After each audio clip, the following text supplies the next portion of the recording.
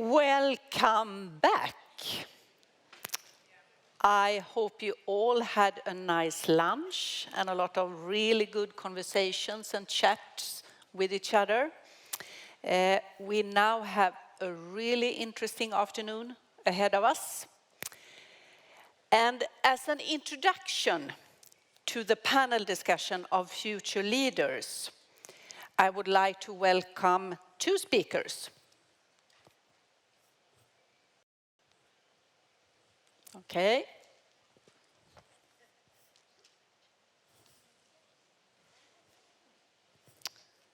Technicians, can you do something for me?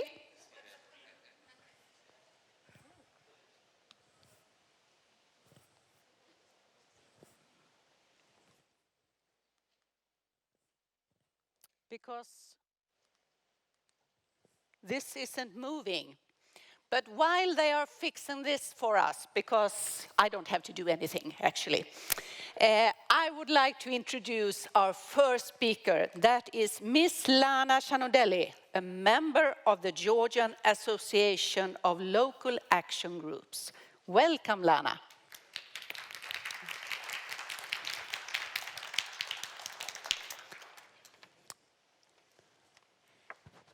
Is my voice okay? Hello. For the first time, it's really great honor for me to be standing there and celebrating Giller's first birthday with you.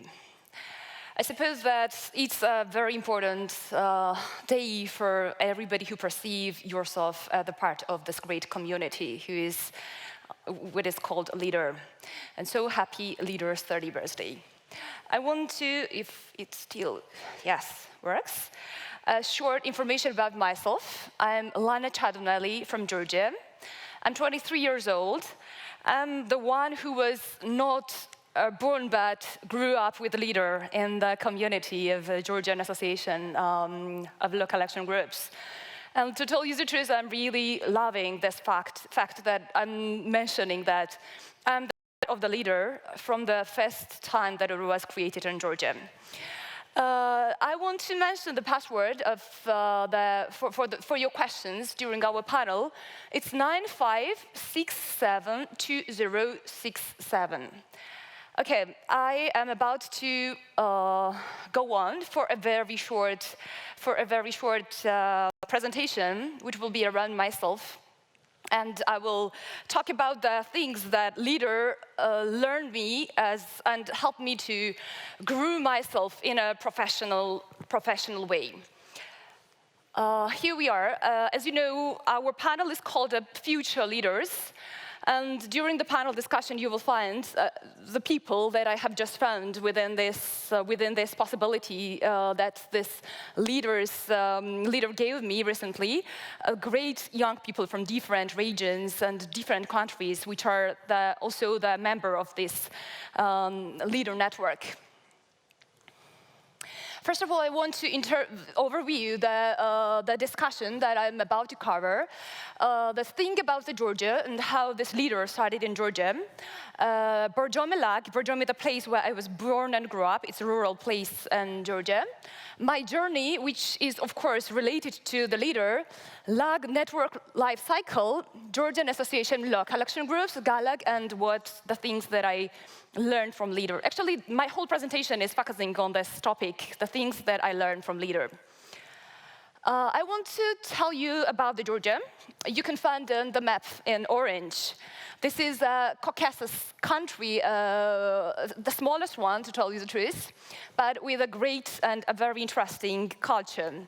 On the downstairs, you can find out that there is a population number, and unfortunately, the population of Tbilisi is the capital of Georgia. You may already know that increasing annually, but there is a serious depopulation problem in Georgia, which we are facing every year. This is Borjomi. This is the place where I was born and grew up. Borjomi is famous for its mineral waters and Borjomi-Kharagauli National Park. This is a picture of Borjomi-Kharagauli National Park. And mineral water is a thing that maybe some of them have found out in some European countries because you can find this in the shops in there. Actually, this is a place where my whole life is connected to, and the leader and the lag helped me to fix with this place even more than I had a possibility before this. I want to tell you the short history how actually leader started in Georgia. It was 2015 when the leader came in Georgia with creating 3 lags, 3 local action groups in Georgia. It was Lagodechik, Azbegi, and Borjomi lag. I do remember the day when I was going to the school, and a friend of mine just met me, and she gave me the information that a new project was about to be launched in Borjomi, and I was born as a very curious person and always want to know the things that are happening in Borjomi. And the only thing she told me was that the project was kind of named after leader. And I suppose that it happened because of my special relation with this word, leader. I told myself that, Lana, you should go there and find it out, because it's impossible to be something bad when it's called after leader. So, of course, I went there. This is the first meeting of the lag creation in Borjomi. I found out just not very big information, to tell you the truth, at the conference, the first information meeting. But I found out that leader was the methodology to make this development approach of a leader was creating this lag and to promote this bottom-up approach in the community. And of course, after this day, I made the application, and after the week, they called me and told that, Lana, you are 17 years old. I was 17 years old by the time. You are underage, but okay, let's try this. So after 1 week, I rushed to the first meeting in LAG, and soon I found out myself that I became a very active member in the LAG. I was participating in every activities that was happening in my municipality. And soon I found out that, actually, when I got born and grew up in Borjomi, I was loving this city from the very beginning, but it was the first time that I felt that I do matter for my municipality and had chances to make something and contribute to the development process of this place. Actually, soon I found out that the lag created many values to me. First, I want to find out that it was a great place where people from different sectors combined together, and they gathered their knowledge at the round table in Borjomi. It was even great experiences for them. LAG helped me to find out people from different sectors in Borjomi with great experiences in different fields, because from them, I learned the things that it was impossible for me to read somewhere, the books. Because there were people who are working like more than 10 or 15 years ago, for 10 or 15 years in different fields, and they had huge experiences in this kind. But I was graduating school, so I had to leave for Tbilisi for my studies.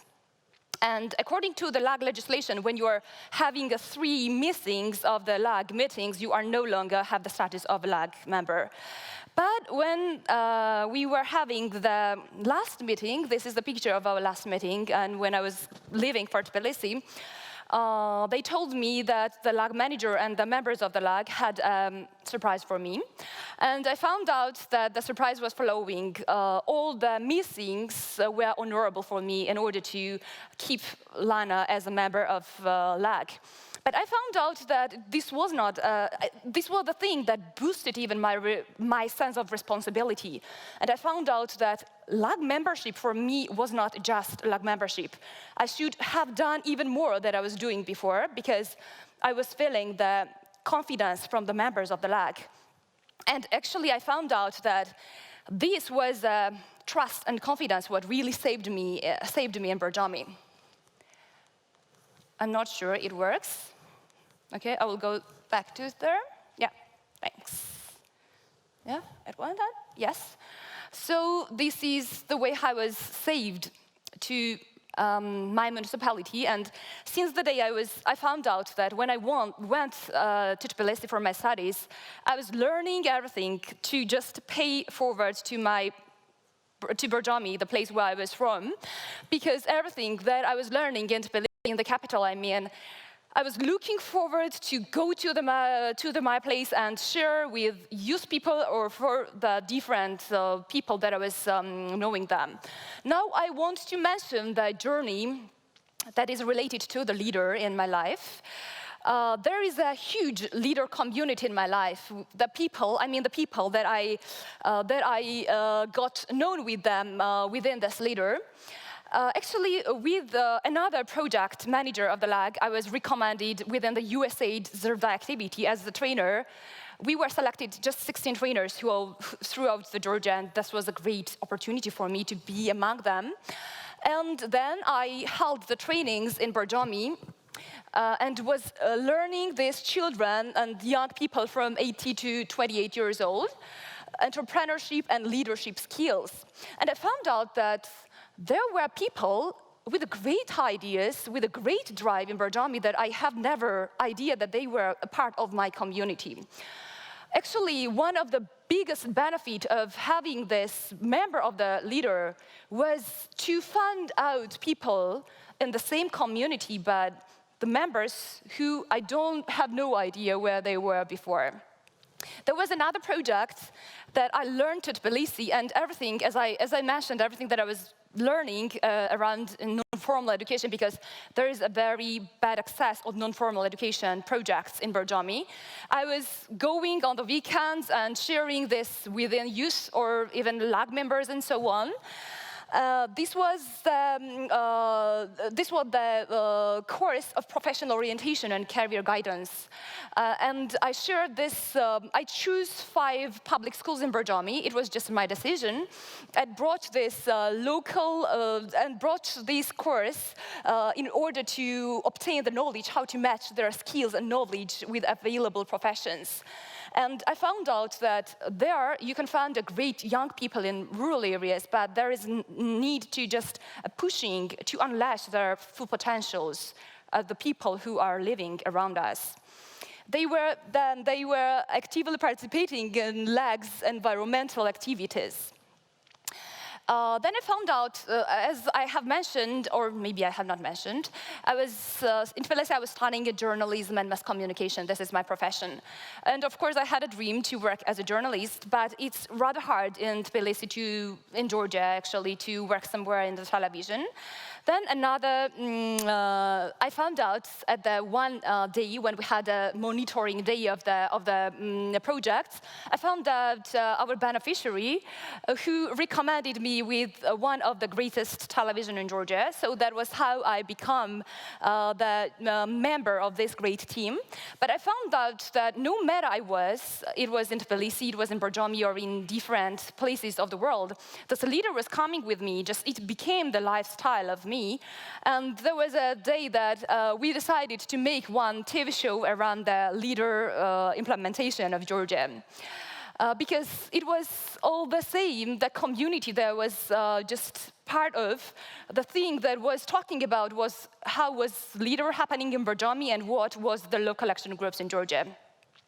Then we create a Georgian Association of Local Action Groups. It's a place where I was selected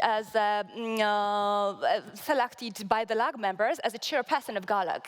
This was another huge responsibility for me because by the time I was just 19 years old, the smallest one in GALAG, and was a bit afraid of being a chairperson. But the thing that the people were around me, the community, even in LAGs, even in GALAG, was making me sure that I could do, that LAG gave me the sense that I'm important one to my municipalities and the sense that I can do even more than I have an imagine around myself. And this GALAG helped me to find out people with different rural areas, with the same country, with different rural areas, but the same values, with the same passion and love of their municipalities, and with the great ideas how to bring the changes in their places. Actually, this is the topic that is around my current works in Borjomi. My friends from Tbilisi named me after a reason seeker. That means that I'm always looking out and want to have many reasons for me to go to Borjomi every Saturday. This is one of the work that I'm doing every Saturday in Borjomi, and so I found out that I'm spending half of my lifetime on the road from Borjomi to Tbilisi because there is a 2 hours road, and I'm going to Borjomi after my work on Friday evening and then get back to Tbilisi for my work by the morning on the Monday. Now I'm working in Borjomi as a project coordinator. We are implementing the project by the LAG. This is the project of smart villages where I'm working as a project coordinator, and we're making this a part-time job application for the people to let and help them to find their working places. And there is another thing that really saves me in Borjomi, and this is my volunteering thing, that during one of our projects that is implemented by the LAG, I found out the young people, there is one non-formal educational school, a great one. I don't know if there is a similar one even in Georgia or even in Caucasus maybe. The people, and we bought them some instruments for their handcraft and so on.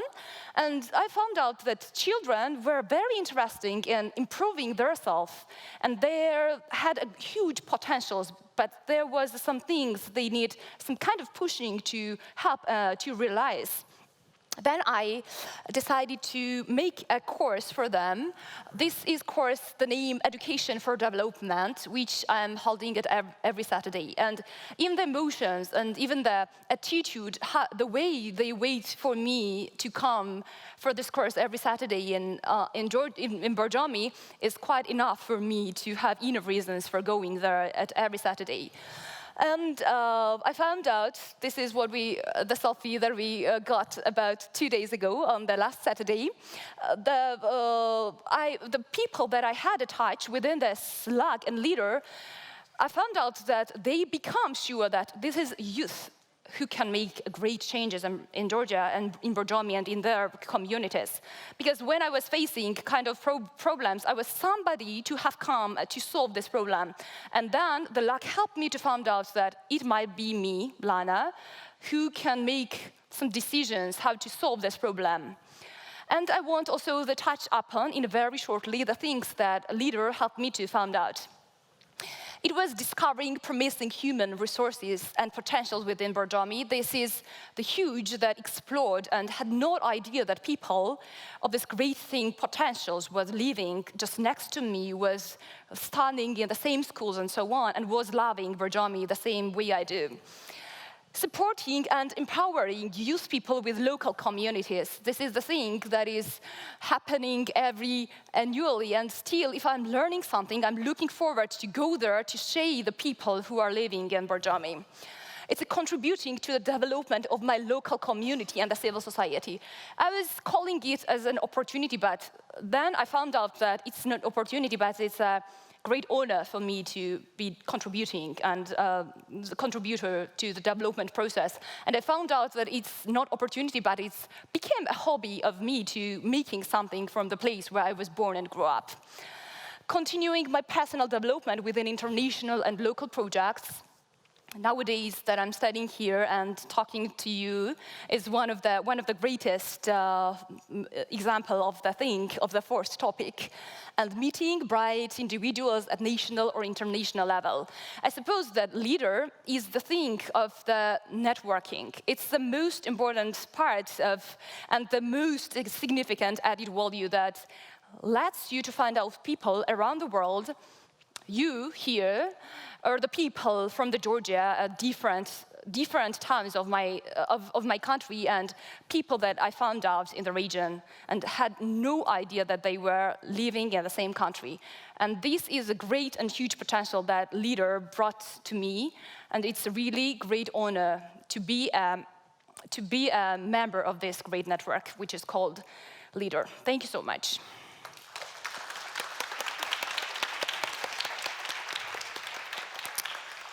Thank you so much, Lana. And you will come back in a little while. Yeah. And our next speaker is Miss Sima Benni, who is a project manager at the Swedish Studieförbundet Vuxenskolan. So welcome, Sima. Thank you.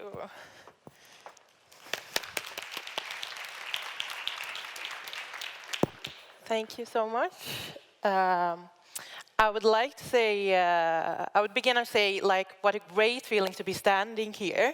I'm so happy to be here today and to be part of Leader and this conference. Happy anniversary for Leader. And I'm also so happy to be talking about how running projects changed my life.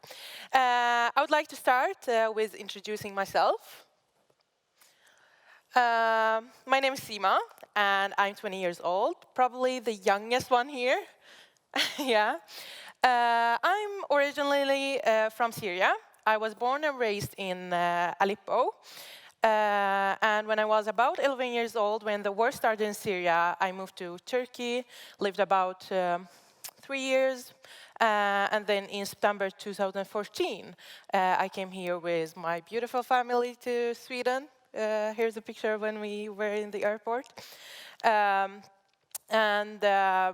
It's like my whole life I used to live in a bigger cities, like only in cities that has so many population. Like in Aleppo, it was at the time around 4 million population, and then in Turkey I was like in Mersin about 1 million population, and then when I came to Sweden, that was pretty interesting. I ended up in a countryside out of a countryside, like in a very, very, very small village with only about 300 population. And that was quite interesting, in the middle of the forest, coming to a new country. You don't know the language, you don't know the culture or anything. So I just learned a lot about that. I got a new perspective of a lot of things. And I'm going to talk about it later in my presentation. But right now, I have 4 different jobs. Crazy. It doesn't feel that much, actually, because I'm so passionate about all the things that I do. I'm passionate about entrepreneurship, leadership, and giving technology and giving opportunities to teens to do what they want in their leisure and free time. So I work as a project manager. My main job is as project manager, where I help teens who live in rural areas to start their own association, to run their own project, or to start a study circle. I really enjoy my job, and but yeah, let me tell you about how it all started. So when I was about 16, 15 years old, I used to hang out in a youth recreation center. And one day someone came to me and asked me, Sima, do you want to be in a group of teens who want to organize a local festival? And do you think Sima, who is 16 years old, know how to organize anything? Of course not. But you know what? That sounds cool. Like festival, why not? And I said yes. So me and you see the people in the picture are the friends I made. We organized a Life by Youth festival. It was a local festival in Hyltebruk, which was really interesting because, as I said, I had no idea how to run project, how to fill in an application, how to book an artist or like a band. But you know what? After 1 year of planning, asking him so many questions, emailing a lot of people, we succeeded, and we organized the whole local festival after a year. So I would like to share this video with you, everyone.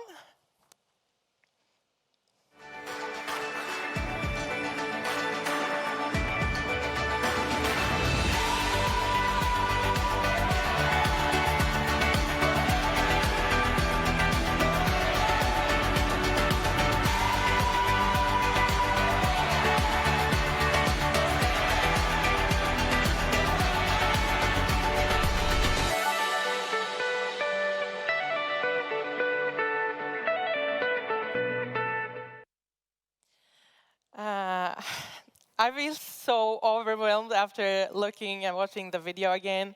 As I said, we had no idea how to organize anything, but of course we got a lot of help of the adults in the group.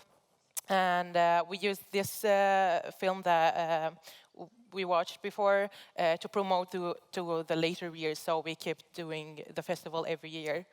But after organizing and planning the whole festival, I found my driving force. I was like, I can do more. I want to do more. Even if I live in a rural area and there's nothing to do, especially if you are a teenager, I was like, you know what? Let me try something new. And this time I was the one who's going and asking people, do you want to be and run a project? Do you want to be in this group project? And then I found 4 different other people, and we built a human football plan. I think everyone knows the football table game. We wanted to be like as a human size. So we built a human football plan. It was also a successful project. So proud of it. And I have also a video that I want to show you.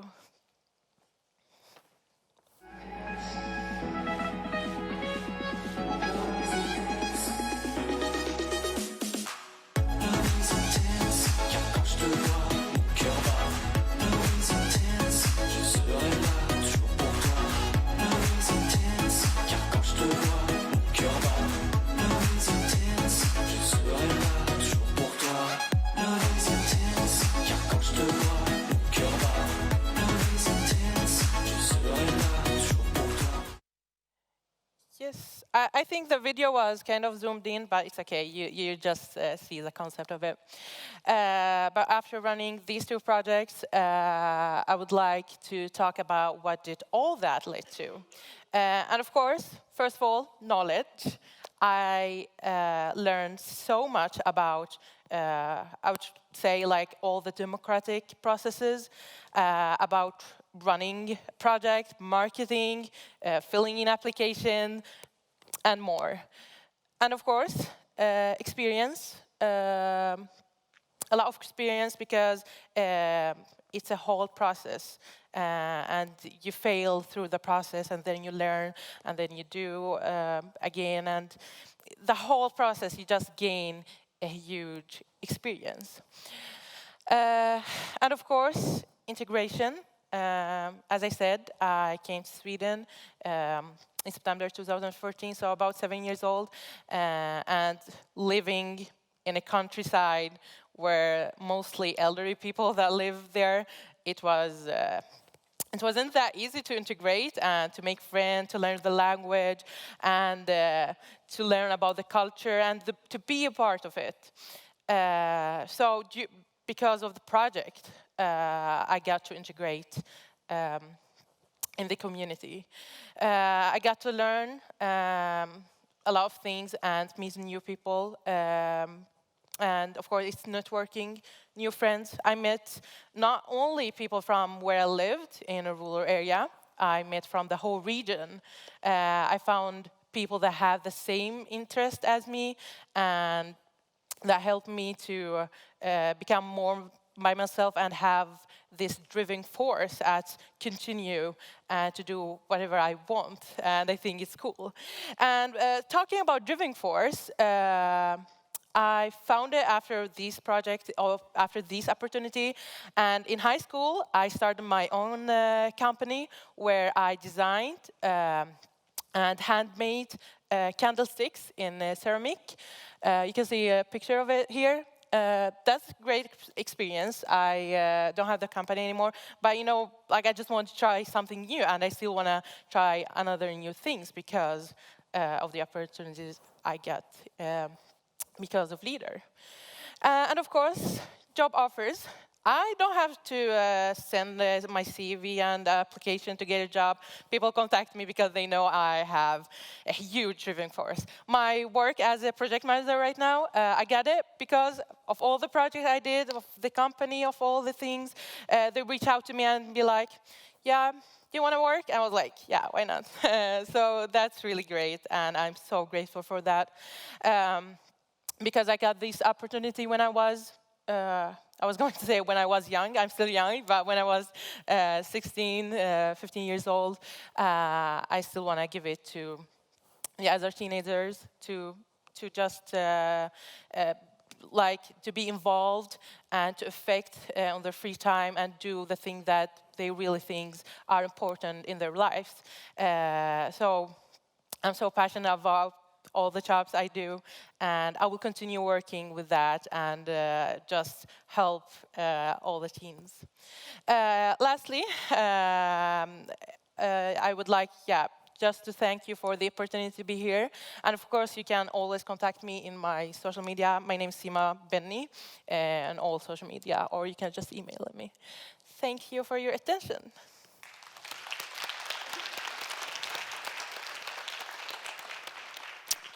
Wow, I have to say, what inspiring stories from both Lana and Sima, and what really, really interesting introductions to the panel now coming up, Future Leaders.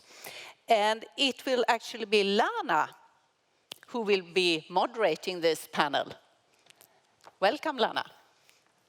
And this is exciting. Will it work now?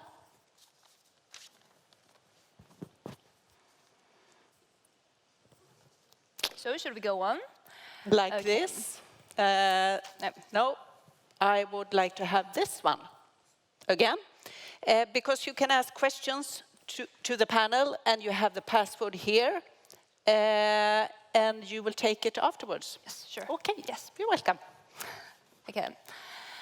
Now we are about to have a very interesting panel discussion with the youth people who are waiting downstairs with a great passion and interest and the great jobs from their own communities. Okay, let me introduce them with you.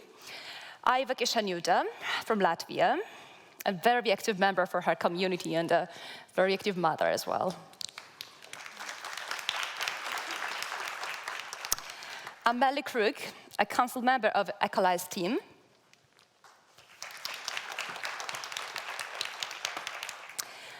Canaveira from Portugal, the member of Mihatara Federation team.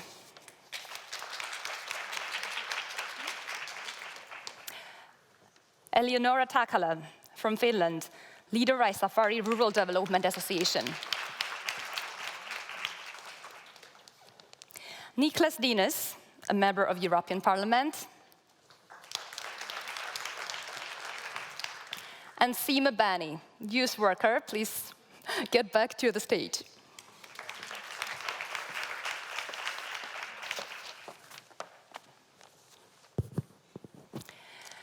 Okay, I want to mention that it's a great honor for me to be the moderator of the panel and to have the opportunity to find us great people from different European countries who are gathering here.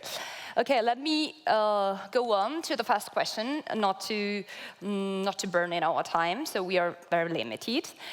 Aiva, please be the first one who will get my question. I know that you get back to your municipality of a rural place. I want to find out what was the biggest impact on your decision to stay in the rural place and grow up and make your family life there.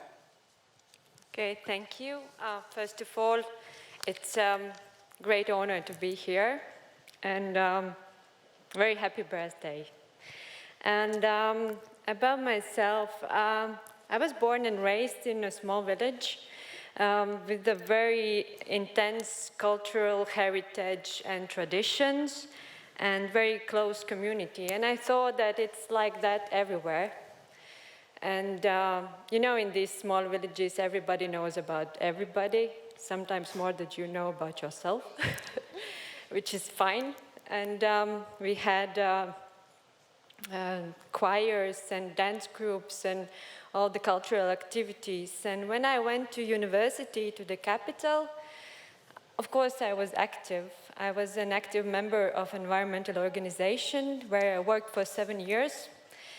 And I felt a bit tired and felt that I need some break and downsizing. So I was ready to move back to a small town called Saldus. It has about 9,000 inhabitants at the moment. And funny thing about downsizing, when you think about it, it's as a calm life and funny because it wasn't calm at all. Suddenly I realized that it is up to me and up to my friends and classmates to make this community where I live now active and interesting for myself, for my children. And now I can say that I am happy what I see, really. Like my children can climb up the trees, they have an art school, they are so busy in everything just like me, probably because they are my children. Yeah, and I am very, very lucky with my community and fortunate to do the job there. Thank you for your answer. I want to expand a little bit because I know that you had a chance to be a part of Leader and want to mention how did this Leader help you to contribute in developing of your place? So when I moved back to Saldus, my first job was working for a local municipality as a project manager. And my first impression with a job with a leader was when we had to work on the area next to the lake, which was a little bit outside the town. Quite not very pleasant place for people to relax, with a lot of bushes and things like that. So we got a project and fundings from Leader to improve this place. So we didn't do much, actually. We built a parking place, bonfire places, and we put some sand to make it more accessible and nice for children. And even now, after 7 years, when I bring my child there, he said, "Hey, Mommy, you built this so great." So it warms my heart, really. And the other thing, which I'm really proud of, I was a member of the big national level project where we were 12 people involved, overall from whole Latvia, from whole regions. We were trained as community leaders, yeah, let's say so. And together we worked on a community development plan, and it was 7 years ago. And now looking back with my colleague and friend, when we see the benefits this plan gave for the local community, I know at least 3 leader projects which were created after this plan was created. And I see now that the place is for people, and even more and more people in my age would like to come back to this small city called Brotēni, which is next to Saldus, and would like to spend their lives there and to be a part of this great community I come from. Thank you. Thank you for your comprehensive answer and for highlighting a leader spirit in your answer. Okay, I want to move to David from Portugal. He actually lives in Lisbon, but he's from a small rural place from central Portugal where he returned during the pandemic. I suppose we have found one advantages of the COVID-19. Okay, my question is about the brain drain from rural areas. The proportion of the young people in rural areas declines annually. What is the Minhatera work and how you contribute in order to mitigate this problem of youth migration from rural areas? Good afternoon, thank you, Lana. So I would like to start by talking a little bit about Minhatera. So we are the national national network of rural legs. We have 58 members and 60 rural legs. We have 2 associations, 2 members that are running 2 legs each one. So a fundamental part of what we do is lobbying and advocacy. We want to improve leader in our country. We try to adapt it to the new challenges that the territories face, new and old challenges. So a big part of what we do is also capacity building, training, qualifying our members to respond properly to the challenges in their territories. So one of the most important challenges we have in Portugal, as we saw in the map that was shown this morning, is the population of rural areas, especially in the border with Spain.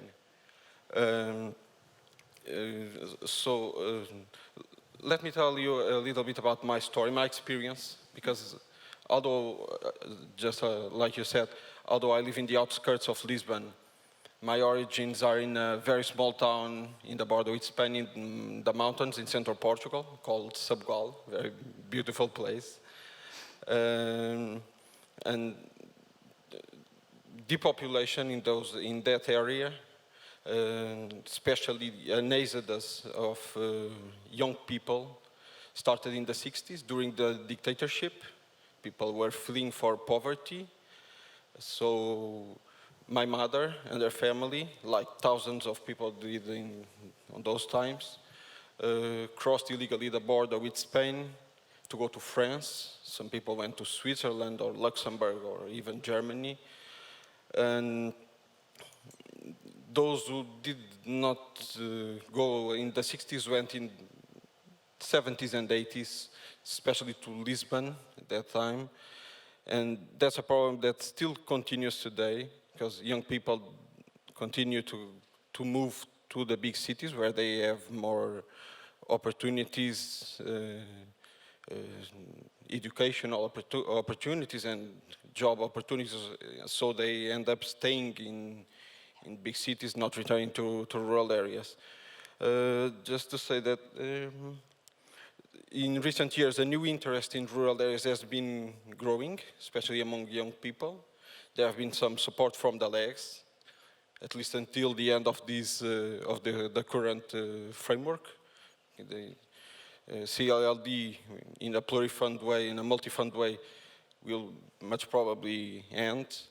So we will lose some of the support to small businesses. They are small, but they are important, and young people use them. So, but there are young people with new ideas that want to create new businesses, and we have also this new opportunity that I've used, that is teleworking. I've been for months in my hometown, and I think it's a good opportunity to explore. Unfortunately, without the same amount of funding that we had, it's going to be difficult for the legs to explore that, and I think Yeah, thank you. I suppose that one of the reasons of our work is to, not only in case of our private stories, but in case of the people from rural areas, I mean youth people, to make them sure that rural area is something interesting and part of their identity, and it would be great that to become an active members, and to realize that this is a place where they can their full potential, the place of realization. Thank you, David. Okay, our next participant is Amelie. Okay, I will draw the question to you straight, okay? How does Ecolise support collaboration around the environmental issues among community-led initiatives in order to expand public awareness and empower youth communities to engage in a spread transformative action on the ground? Thank you, Lana. Firstly, I want to express my sincere gratitude to be invited to speak at this very important conference on behalf of Ecolise as a former council member and recent policy intern. And thank you, Lana, for this really wonderful question. You actually summarized exactly what Ecolise is about. It's about supporting transformative action towards greater sustainability among community-led initiatives in Europe. And I'm very glad to explain to all of you how we are doing this already and what our future aspirations are. And as the question is quite complex, I will break it down into a few pieces. So let me start with the core issues of what we are addressing. Those are the environmental issues, but also the social consequences of those.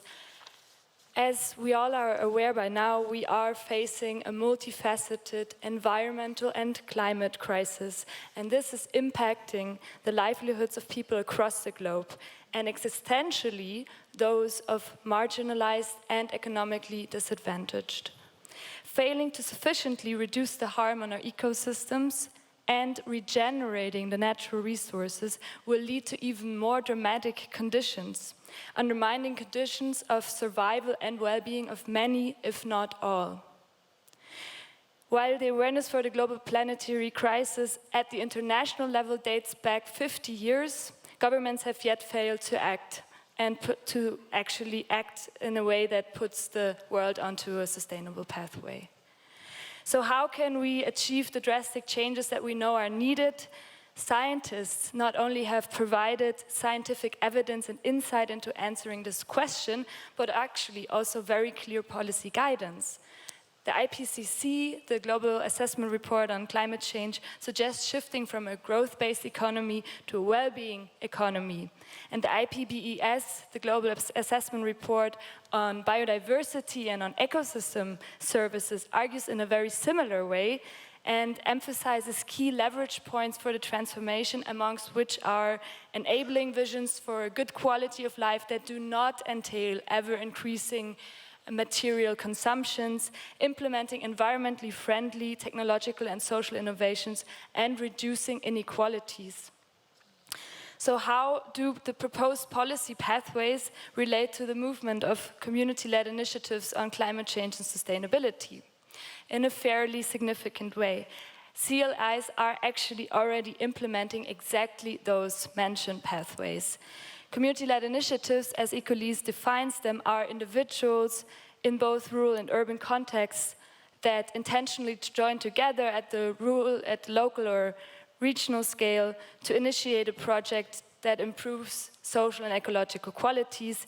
While there is a great diversity of community-led initiatives across the thousands of initiatives that exist around the world, there are also some key common values, and those are collective responsibility and collaboration, ecological integrity, social justice, and importantly also in this context of the community-led local development framework, holistic and integrated design principles. By developing and implementing social and technological innovations, they are establishing more sustainable, circular, and localized economies. So it is important to realize that the ecological footprints of community-led initiatives tend to be measurably lower than national averages, and therefore there lies a huge potential in scaling up these initiatives in the mitigation and the adaptation to this planetary crisis. Ecolese is therefore actively working towards the engagement of the society for community-led action, which brings me to the second part of the question, where you're asking about how we are expanding public awareness and how we are empowering communities to engage in and spread transformative action. And this is exactly what we are trying to do with our new Communities for Future Action program. So let me shortly explain the 4 domains of action. So the first domain is learn. And in this domain, we are facing the challenges that we still need to better understand research and knowledge gaps on the full potential of enabled community-led initiatives. Opportunities lie within the scientific insight into the sustainability crisis and into the required transition, which needs to happen in the next 10 years. And our actions are therefore to close this research gap by creating a factual basis, application-oriented and policy-oriented knowledge.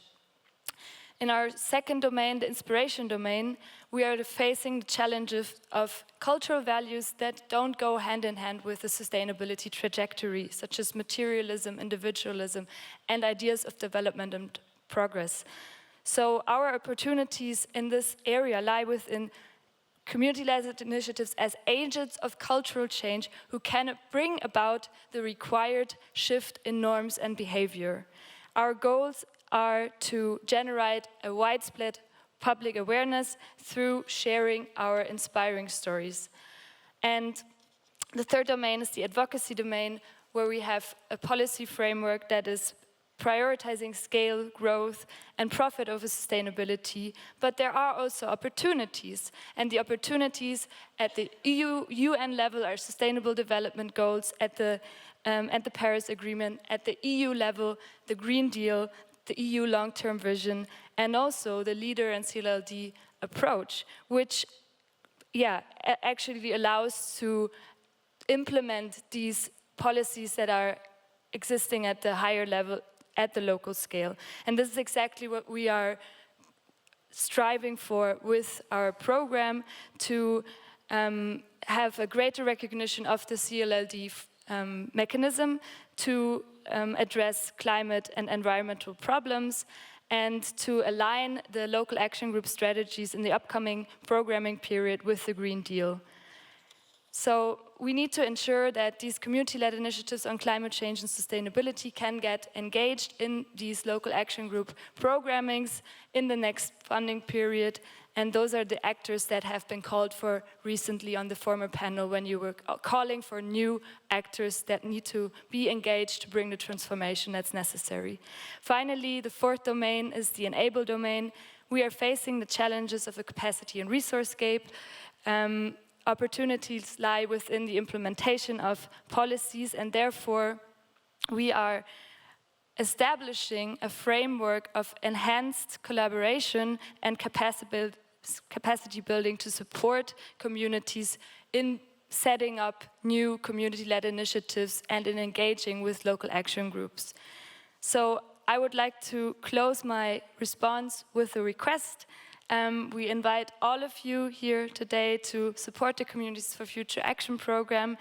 And our two main suggested actions are to join the Communities for Future Coalition for Sustainable Local and Regional Development, and use Communities for Future as a resource for local action groups to engage communities in the necessary transition. Thank you all for listening, and I'm happy for answering any further questions and looking forward to the discussion. Thank you. Thank you for covering a very crucial and huge topic within the panel discussion. I want to move to Elinoora from Finland. And my question is following: what is the opportunity that iSafari creates for local youth, and how Leader promotes your personal development? As I know you are working as a radio DJ as well. Yes. Yes, thank you for letting me be here. For the first question, I think, Leader iSafari is a local action group in Finland, and we actually have, just as many other Finnish local action groups, we have a youth board, which is almost the same as the official adult version of the local action group board, and all the local action groups have their own tasks for the youth boards, and for us, for Leader iSafari. The youth board was founded in 2019, and ever since we've had a group of young people who are members of the board, and they actually get to decide or have a say on what kind of youth projects will be funded. But, and also, most of the projects are applied by young people themselves, or groups of young people, and the funding is a lot smaller than normal leader projects. Usually it's between 300 and 1,000 euros, so there's a lot less paperwork involved, and that's how so many young people have been encouraged to apply for small projects, such as we've had projects where young entrepreneurs have applied for funding for a summer cafe, or the equipment for that. So our board was able to fund that, which I think is very good. And there was also one project where young ballet dancers wanted to just see a professional ballet performance on a big screen. So we were able to fund that kind of project as well. I was actually a member of the youth board, and Yeah, I think that was very good. I think it was good that we had that kind of smaller funding for young people and groups of young people. So that was one thing that I think is good for the young people. And then also we've had a couple of transnational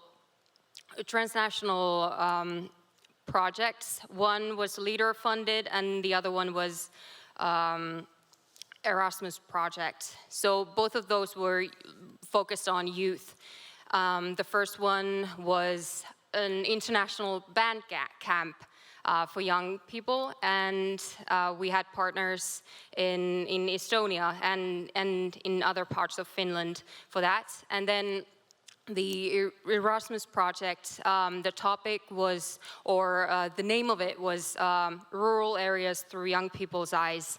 And the main theme was improving the image of rural areas in like young people's eyes, so that they would attract young people in the future as well. Because some of the young people felt like that was a problem. And yes, so that was the answer for the first question. And just to add, I think what I've found is that transnational projects are actually a very good way to reach young people. I think they are interested in them, and for local action groups, at least for us, we've had problems with reaching young people. So I think if we have more of those kinds of projects, we'll hopefully be able to reach more young people in the future as well. And now to the second question, I'm actually I'm in charge of the transnational cooperation projects at Leader Aisapari, and for me, I think it's been I've enjoyed being able to provide international opportunities and experiences for people in rural areas, both young and older. And I think many, for example, young people think that if they live in rural areas, they wouldn't be able to have international experiences. And I think it's been very enjoyable to be able to prove them wrong and give them opportunities like that, so that they can make friends in different countries and all that.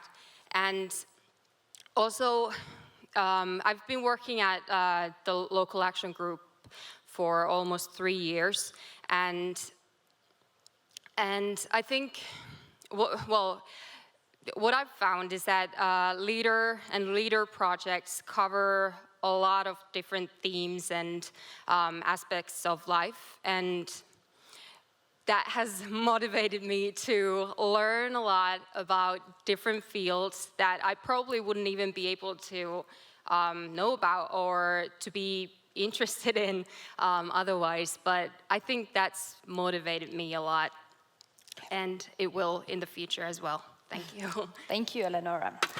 So, Niklas, I'm moving to you for the next question. How you suppose, what is the role of leader and CLLD in fostering a more united Europe? How can leader contribute in ecological, social and territorial cohesion of Europe, strengthen civil society in rural areas where youth will be more involved in managing these processes?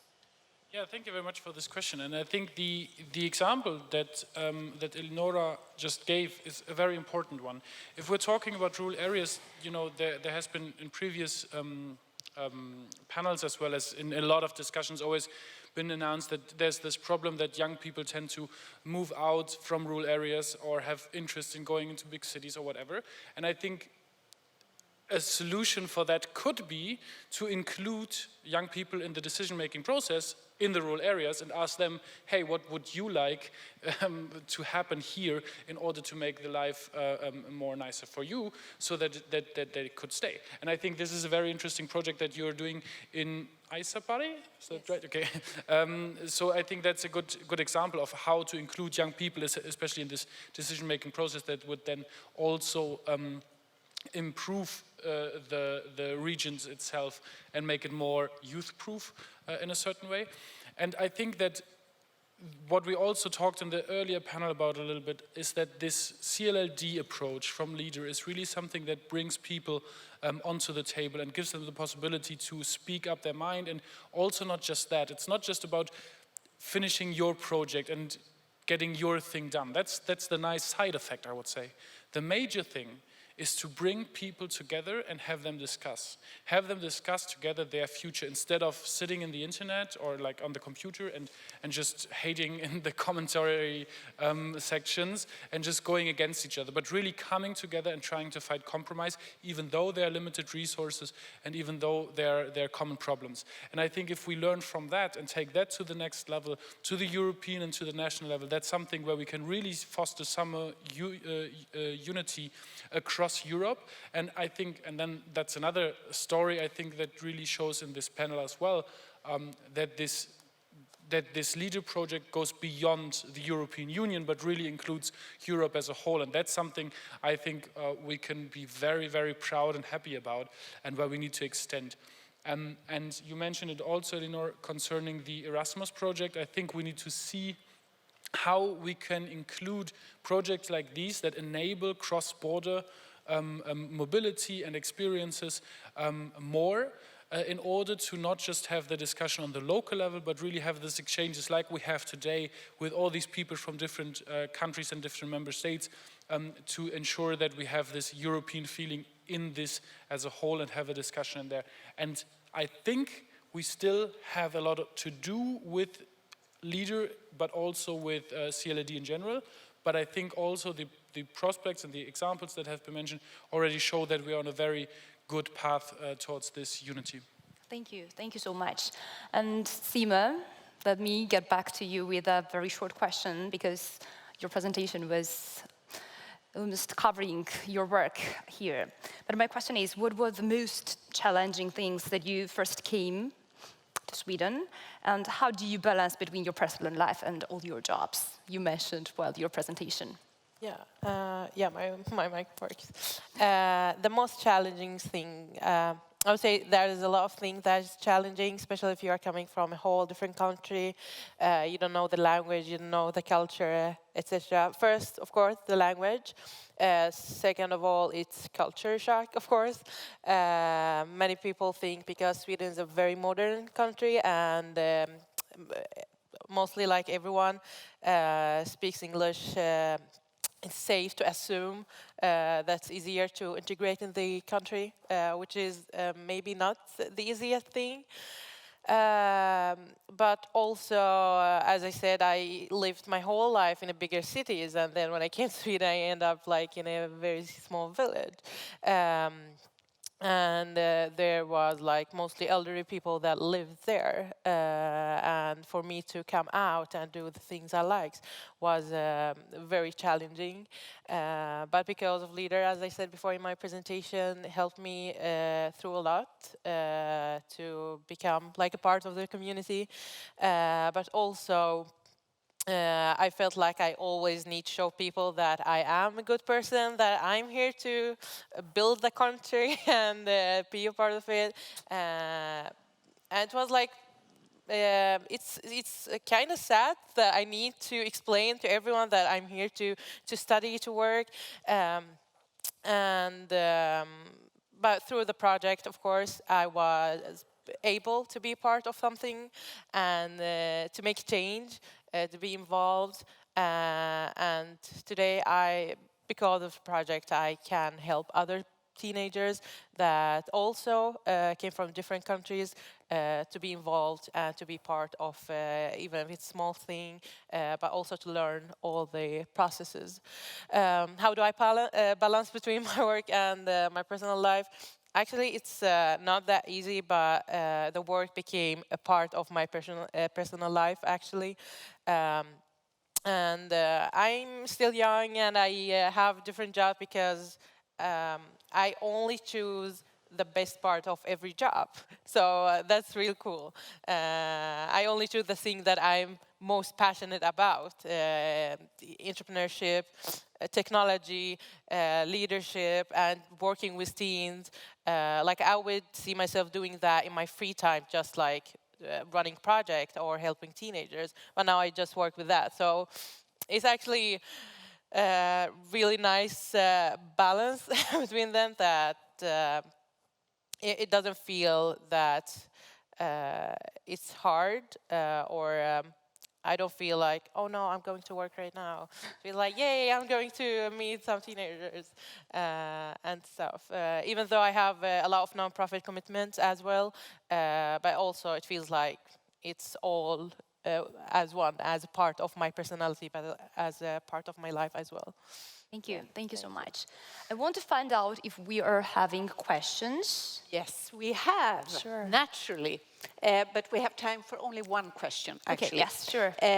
Have we seen the end of rural depopulation with local jobs being accessible through IT connections?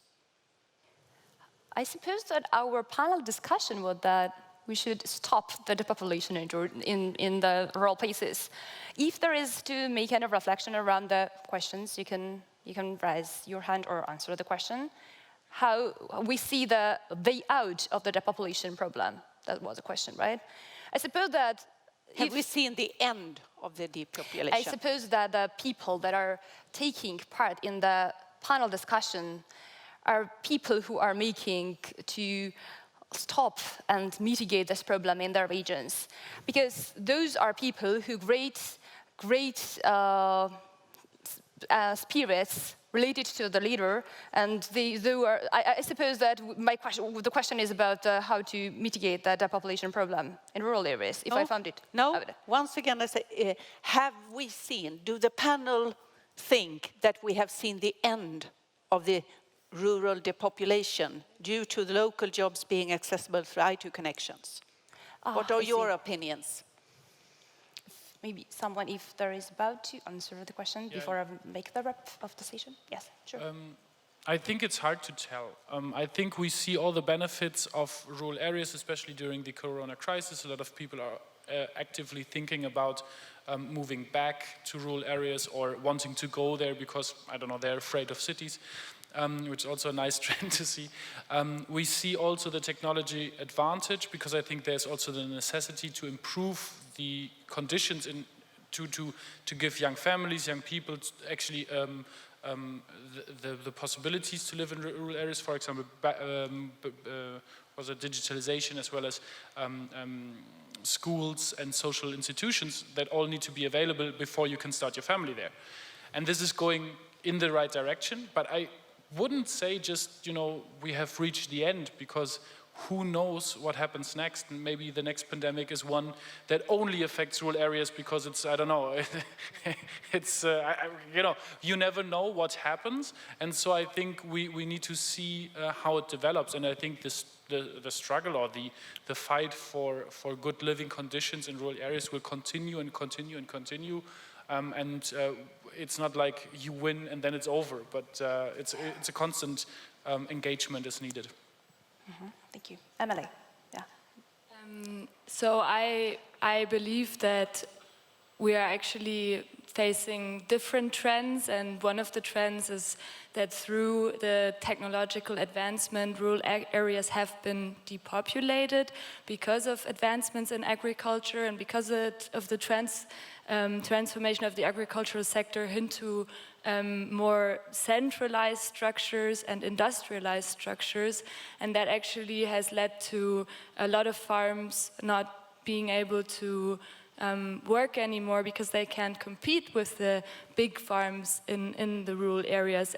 And so farmers who would like to transform back to more sustainable ways of farming are not able to do it because the people that they would have to have involved in this more labor-intensive farming methodology of agroecology are not in the rural areas anymore, but they're in the cities. So I think it's really great that the plans are there to relocalize the farming sector, but at the moment, the last decades have shown a different trend. Yeah. Thank you. That was the only question, right? Okay, thank you, thank you. I will, David, maybe your... So just about, because I said that I've been teleworking from a rural area for a month, I think that technology and teleworking may be a solution to keep some people in rural areas, but it will not solve the problem of depopulation. It's necessary to create jobs, to have security in a long term, to create a family, to build a family. So it's an opportunity, but it will surely not solve the problem. Thank you. Is it possible to make a short wrap-up of the session? Just a minute. Yep. That's okay.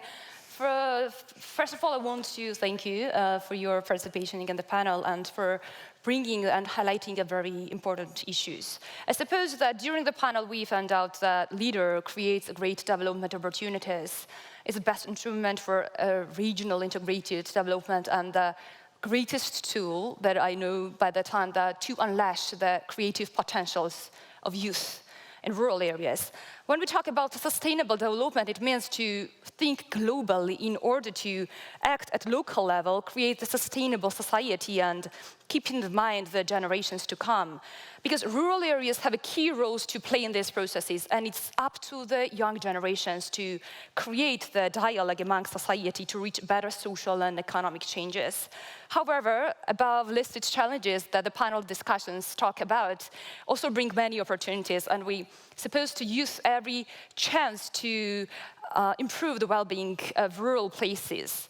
My belief is that when young people, that maybe the people of the panel discussions, make vibrant lives in rural places, we become the lifeblood of this place. And of course, this will help rural economies to thrive. And because once empowered young people can drive sustainable social and economic change.